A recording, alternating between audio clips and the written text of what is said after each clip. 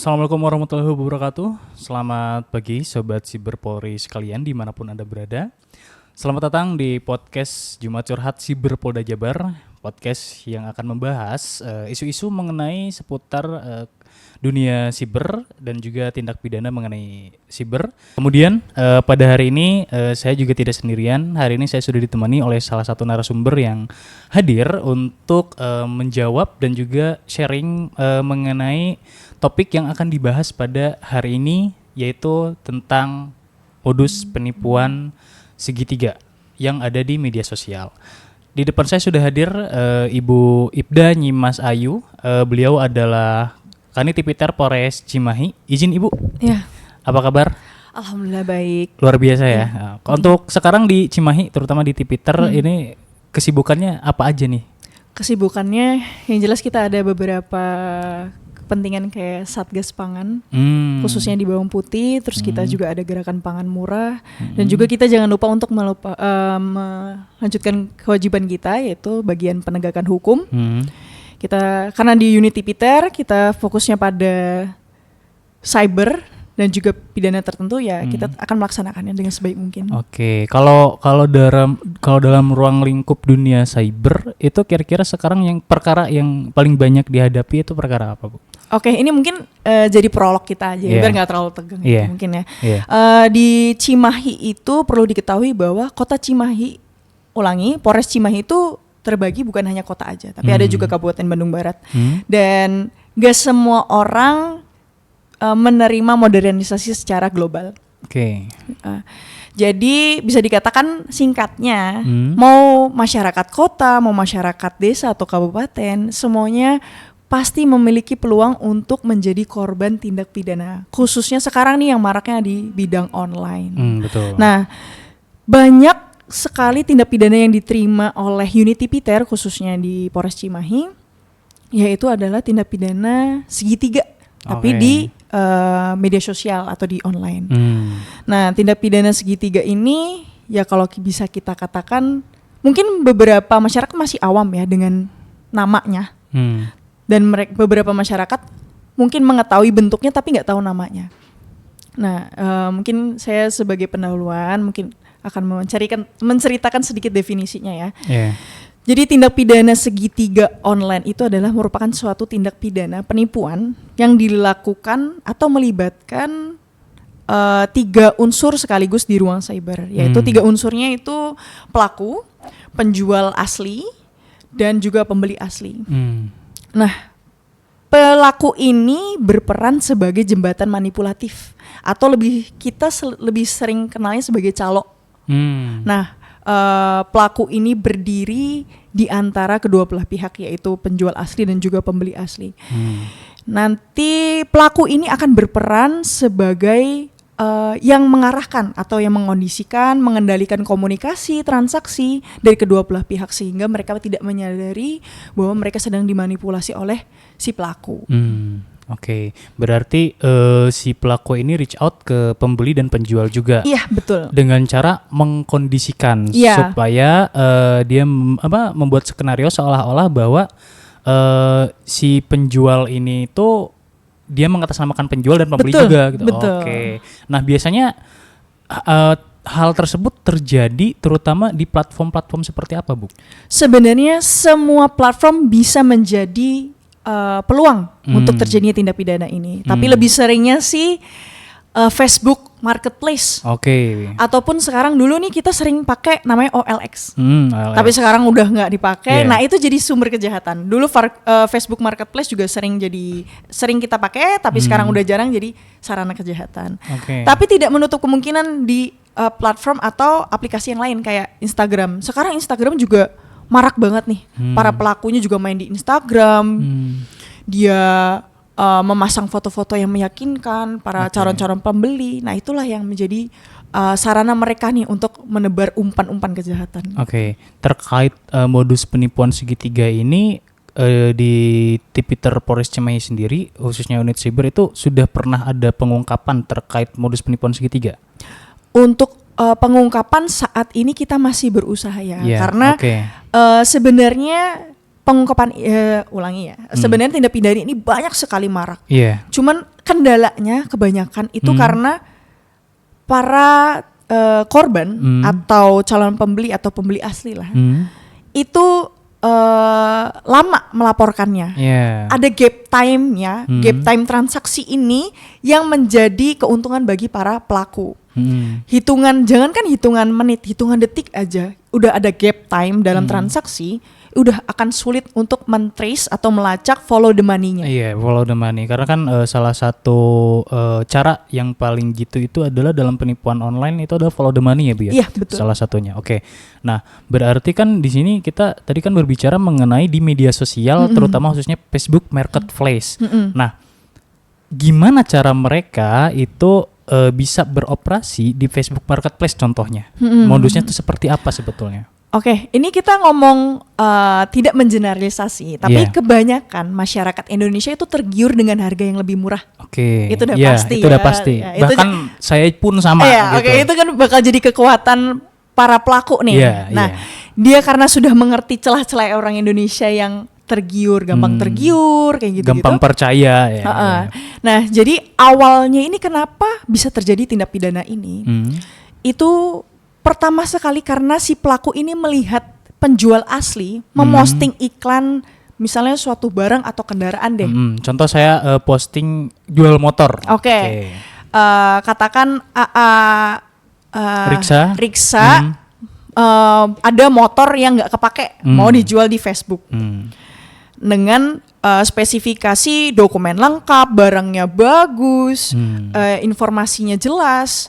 Nah, ini menjadi celah bagi si pelaku untuk meng-cloningnya.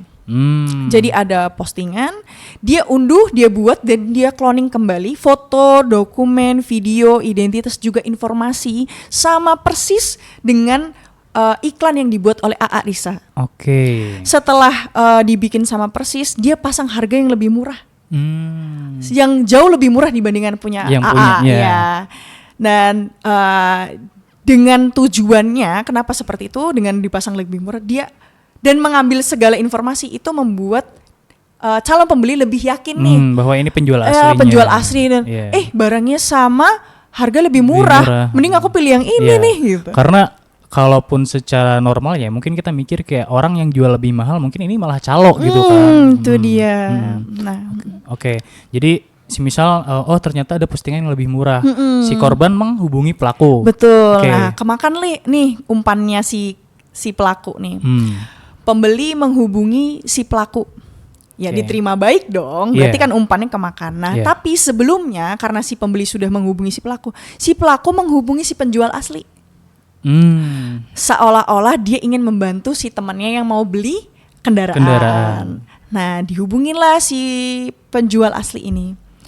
Kontekan mereka, saling menghubungi sambil cek kendaraan sesuai nggak dengan spesifikasi yang ada di iklan gitu kan. Dokumennya lengkap nggak, sekalian nego harga mereka. Jadi si pelaku sama si penjual asli menego harga, mereka cocok dan deal. Nah, disitulah si pelaku mulai mengendalikan komunikasi.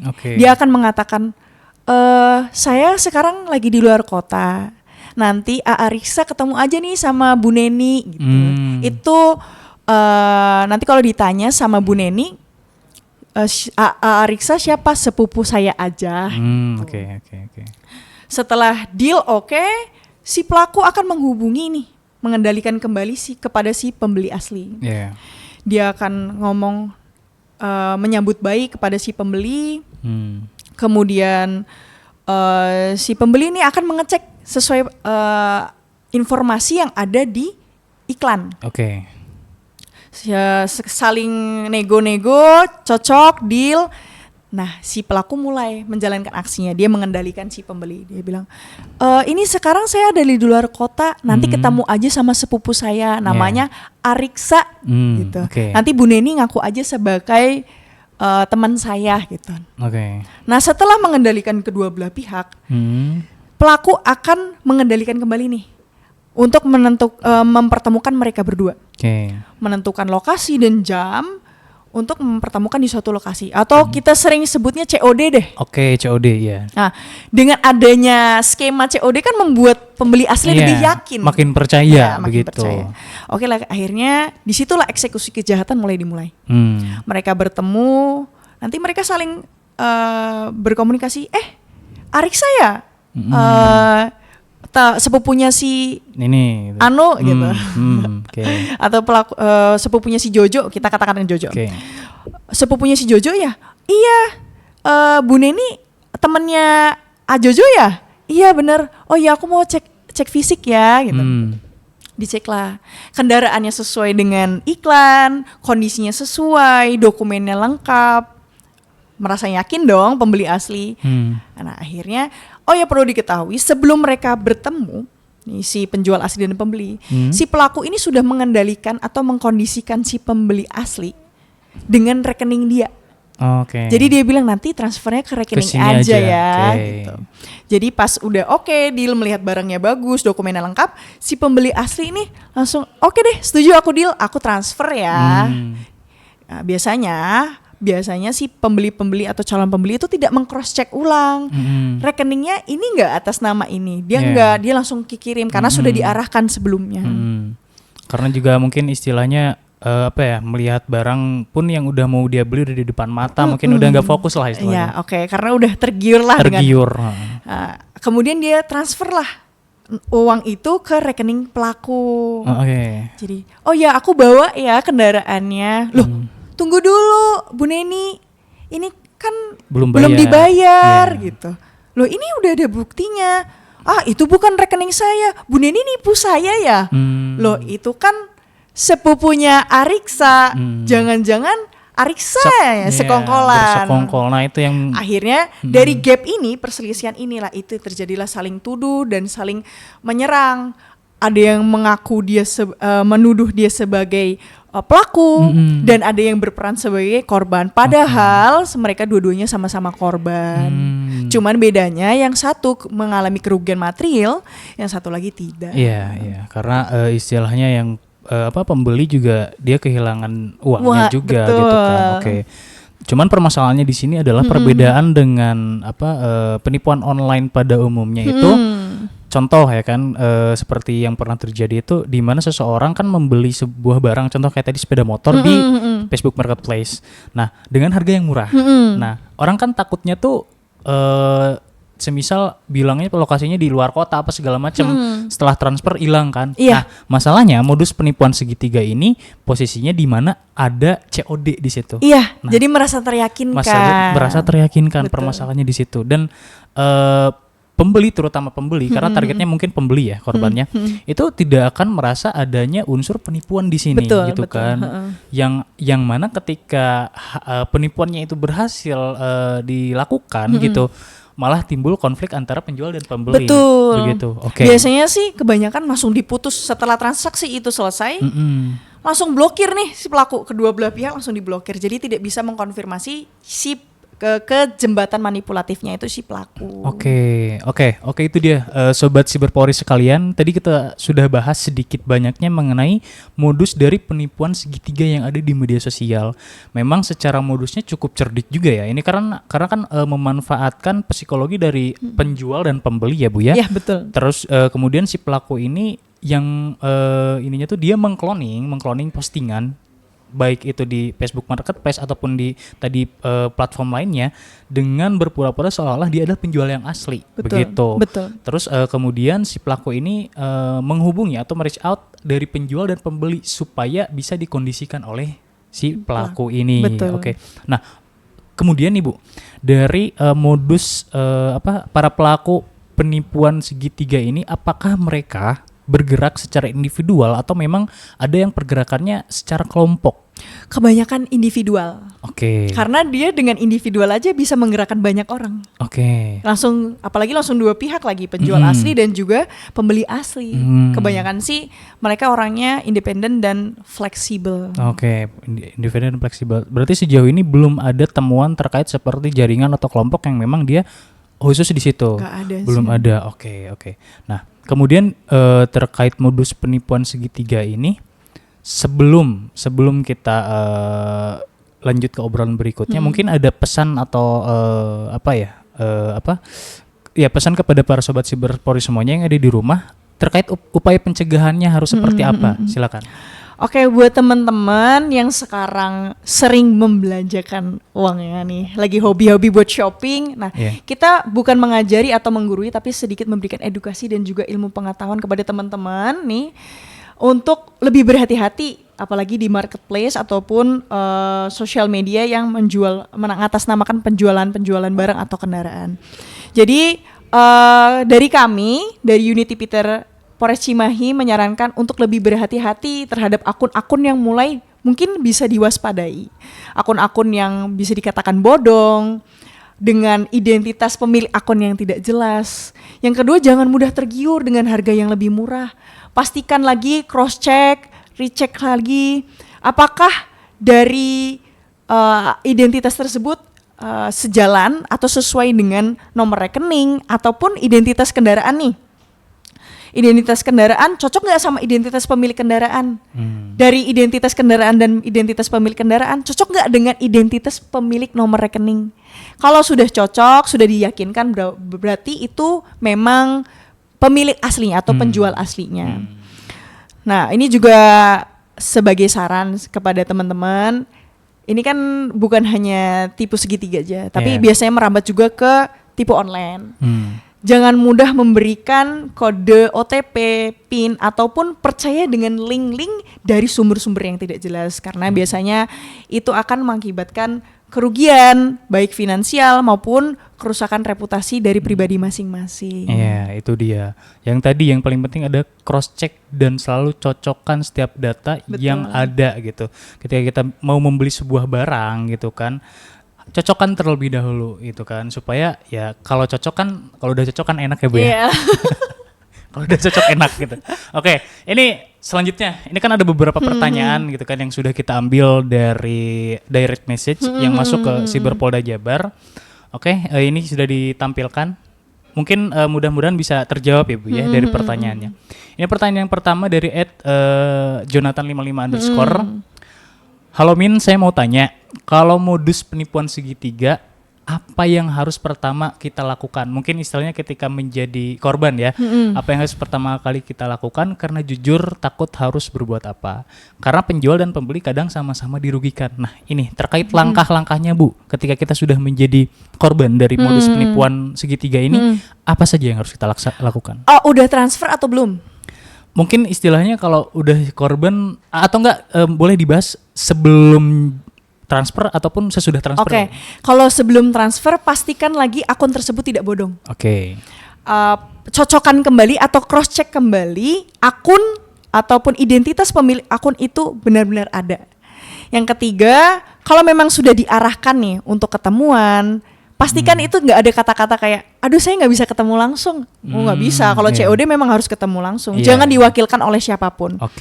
Pastikan lagi untuk nomor rekening atas namanya betul oleh pemilik kendaraan atau barang. Yang ketiga nih, atau yang selanjutnya, kalau sudah melakukan transfer atau sudah keluar nih uangnya, ada transaksi, segera melaporkan, cepat-cepat melaporkan. Melaporkan kepada pihak yang berwenang, ataupun jangan lama-lama nih. Misalnya kalau sudah melakukan transaksi, minta pendapat dari orang lain, biar tidak salah berbuat apapun. Kalau misalnya sudah yakin untuk melaporkan, silakan melaporkan, biar tidak ada gap time yang lebih jauh lagi. Istilahnya mungkin bisa dibilang untuk melaporkan itu terkait menjadi korban modus penipuan ini. Terus kemudian bisa konsultasi juga lah dengan pihak berwajib. Oke. Nah itu dia dari Jonathan. Itu harus berbuat apa kalau kita misal sebelum jadi korban, itu pastikan datanya itu kita sesuai dari nomor rekening dan semacamnya. Kemudian kalau memang kita sudah terlanjur menjadi korban dari penipuan modus segitiga ini, kita harus cepat-cepat untuk melapor dan berkonsultasi terkait kejadian yang sudah menimpa kita ini. Jangan sampai kita terlambat melapor supaya tidak ada gap time di dalam pelaporan kita ya Bu ya, begitu ya. Oke. Kemudian ini pertanyaan yang kedua, pertanyaan terakhir mungkin bisa dibilang dari Anggi _HLZ2. saya pernah hampir kena modus segitiga. Pelakunya kelihatan sangat meyakinkan, bahkan mengirimkan bukti transfer dan screenshot chat. Bagaimana cara membedakan mana yang asli dan mana yang penipuan? Harus ketemu langsung dan cross check lagi. Karena kalau cuman sekedar transfer bukti transfer dan juga screenshot chat, dia saja mengcloning postingan. Iya. Apalagi screenshot chat dan yang lain-lain gitu ya. Pastikan kalau misalnya memang dia mengirim bukti transfer ataupun screenshot chat, ya mau nggak mau kita harus ketemu langsung dan cocokkan semua identitas, baik kendaraan, identitas si pemilik dan nomor rekening. Jangan asal percaya sama orang yang memberikan bukti transfer ataupun screenshot chat, karena postingan orang lain aja di-cloning sama persis, apalagi itu gitu. Iya, apalagi kalau sekarang kan istilahnya Bu ya, zaman sudah makin berkembang, ada yang namanya artificial intelligence. Bahkan bukti transfer pun bisa dimanipulasi gitu. Chat pun bisa dimanipulasi. Nah, permasalahannya letaknya adalah di kita sendiri. Kita bisa teliti atau jeli tidak ketika meng-cross check sebuah informasi ataupun melihat sebuah data ini tuh valid atau enggak begitu. Oke. Kemudian nih Bu, ini mungkin bisa dibilang pertanyaan terakhir ya dari kita, dari Siber Polda Jabar gitu kan, terutama bagi di wilayah. Nah, itu bagi masyarakat nih yang mau melaporkan terkait tindak pidana siber terutama, itu kan istilahnya namanya apa? Apakah itu ada, terutama modus penipuan ini kan segitiga, apakah ada batas kerugian ataupun semua laporan yang memang ada tindak pidana penipuan online itu diterima oleh unit Tipiter Cimahi? Sudah pastinya, karena kita bergerak di reserse, berarti sudah pasti kita akan bertindak represif, yaitu penegakan hukum. Semua kerugian berapapun nominalnya akan kita berikan pelayanan terbaik. Jangan takut untuk melaporkan, karena pihak-pihak atau calon pembeli itu sudah mengalami kerugian.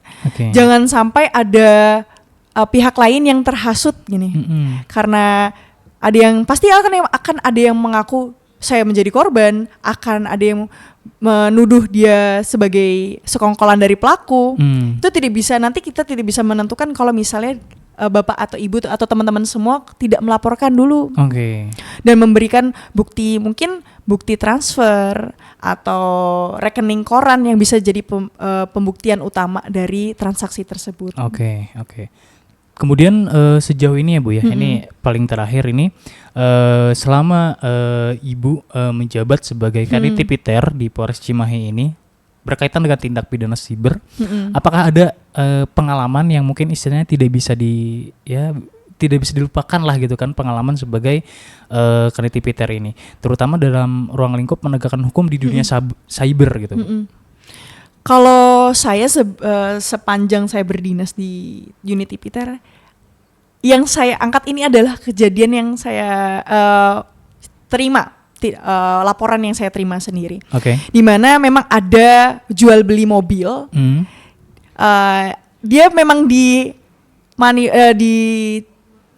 dimanipulasi ya, dimanipulasi penjualannya itu oleh antara si pelaku ini dengan pembeli asli. Jadi mereka memang si pemilik kendaraan ini merasa tertipu dengan si pembeli karena tidak membayarkan uangnya.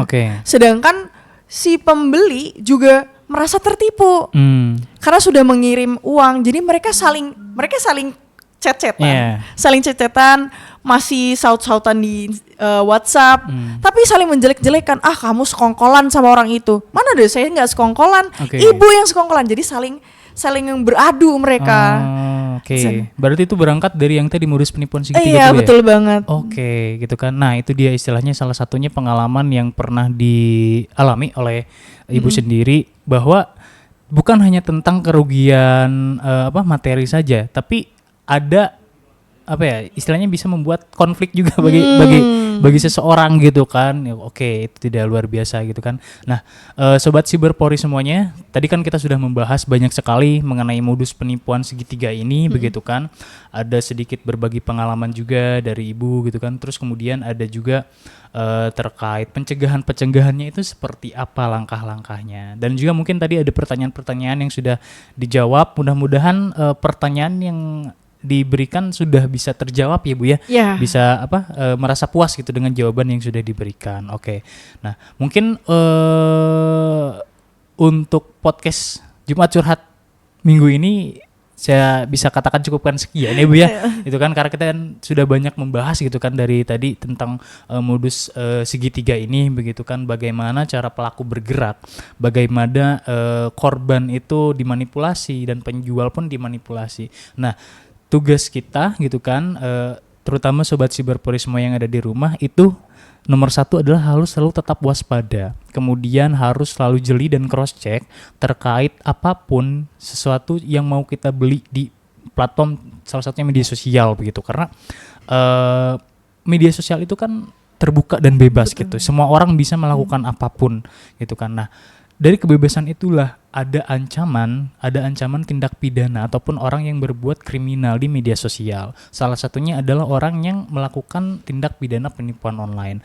Maka untuk para sobat Siberpori sekalian diharapkan supaya bisa jeli dan meningkatkan literasi digital supaya tidak menjadi korban dan kemudian bisa juga ikut mengedukasi lingkungan sekitarnya baik itu keluarga ataupun kerabat supaya tidak menjadi korban-korban berikutnya. Oke, mohon izin Ibu, terima kasih banyak atas waktunya. Ini sungguh luar biasa begitu kan, dibalik kesibukannya beliau begitu kan, banyak sekali perkara-perkara yang harus dilaksanakan, dikerjakan begitu, tapi beliau masih bisa menyempatkan diri untuk datang ke Polda Jabar untuk berbagi, untuk sharing pengalaman dan juga memberikan edukasi kepada kita semua.